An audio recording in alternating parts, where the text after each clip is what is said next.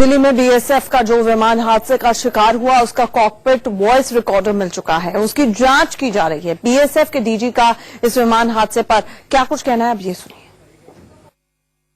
BSF के chartered विमान का जिस तरह से क्रैश हुआ उसको लेकर कई सवाल खड़ा हो रहा है और जिस तरह से एक बेटी ने सीधे तौर पर सवाल खड़ा किया कि आखिरकार सिपाही क्यों। हमारे साथ बातचीत करने के लिए बीएसएफ के डीजी डीके पाठक साहब हैं। डीके पाठक साहब, एक जो बेटी ने सीधे तौर पर सवाल खड़ा किया, ये बड़ा मार्मिक सवाल है कि हर बार एक सिपाही को ही क्यों रोना पड़ता है। और ये बिल्कुल दिल दहला देने वाला सवाल है।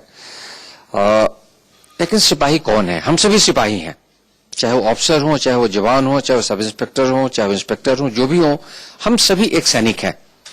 और इस बीएसएफ में चूंकि सभी सैनिक हैं और हम बीएसएफ में हुए हादसे की बात कर रहे हैं तो एक सैनिक हादसे की बात कर रहे हैं, चाहे उसका कोई भी रैंक हो। इस दुर्घटना में ऑफिसर की भी डेथ हुई है, सबऑर्डिनेट रैंक के भी लोगों की डेथ हुई है, क्योंकि दोनों जो पायलट थे वो हमारे ऑफिसर्स थे, उनकी भी डेथ हुई है। बाकी जो टेक्नीशियंस और क्रू वो लोग थे, सबऑर्डिनेट रैंक के थे, उनकी भी डेथ हुई है। डेथ तो एक सैनिक की ही हुई है और एक हादसा है। कोई नहीं चाहता कि इस तरह का हादसा हो। ये दुर्भाग्यजनक घटना है और हम सभी इस घटना से बहुत शोकातिरत हैं। अच्छा, एक सवाल जो खड़ा किया गया कि जब ये विमान 20 साल पुराना था तो आखिरकार इसे क्यों उड़ाया गया? एविएशन इंडस्ट्री में 20 साल पुराने विमान को पुराना विमान नहीं कहा जाता है, क्योंकि इसके जितने भी इंपॉर्टेंट पार्ट्स होते हैं, इंपॉर्टेंट कंपोनेंट्स होते हैं, सबकी एक कंपनी प्रिस्क्राइब लाइफ होती है। जितने भी क्रिटिकल पार्ट इस विमान के थे उसकी लाइफ, जो कंपनी प्रिस्क्राइब लाइफ है, उससे आधे से भी कम लाइफ उसकी खत्म हुई थी। मैं आपको बताना चाहता हूं। ये हमारा 20 साल पुराना विमान है, लेकिन 20 साल में इसने 4700 घंटे लगभग फ्लाई किया है। जबकि अगर ये किसी कमर्शियल ऑर्गेनाइजेशन के पास अगर एयरक्राफ्ट होता तो कम से कम 20,000 घंटे ये फ्लाई किया होता। तो उस हिसाब से मैं कहूंगा कि अंडर एक्सप्लॉयटेड एसेट है।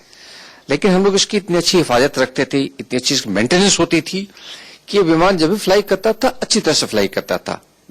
कल जो घटना हुई उसके 2 दिन पहले ये जहाज भुज से सीनियर ऑफिसर्स को लेकर आया था और ये तो दुर्भाग्य की बात है कि कल इस तरह की घटना होगी। इसमें मैं ये नहीं कहूंगा कि जहाज को पुराना था या कुछ ऐसी कोई कमी थी, ऐसी कोई बात नहीं है। अच्छा, ये जो खबरें आ रही हैं कि टेक्निकल स्नैक के बारे में, कि पायलट ने जो ग्राउंड स्टाफ था उसको इसके बारे में जानकारी दी थी, क्या इसके बारे में? इस बारे में मैं कोई टिप्पणी नहीं करना चाहूंगा। इसलिए नहीं करना चाहूंगा कि कई लोग इस तरह का सवाल उठा रहे हैं। मैं यही कहूंगा कि पायलट और ग्राउंड स्टाफ के बीच में जो भी कन्वर्सेशन हुआ वो कॉकपिट वॉइस रिकॉर्डर में उपलब्ध है और cockpit voice recorder CVR retrieve हो गया है और वो इन्वेस्टिगेशन के लिए दिया जाएगा। आज ऑलरेडी इन्वेस्टिगेशन के लिए दिया जा चुका है। उससे बात जाहिर हो जाएगी, क्लियर हो जाएगी कि क्या पायलट ने कोई टेक्निकल स्नैक की बात पॉइंट आउट की थी, उसका क्या रिस्पांस था ग्राउंड स्टाफ का। ये थे बीएसएफ डीजी डीके पाठक, जिनका साफ तौर पे कहना है कि जांच के बाद ही पता चलेगा कि आखिरकार गलती कहां हुई। कैमरामैन सुरेंद्र रावत के साथ राकेश कुमार सिंह, इंडिया।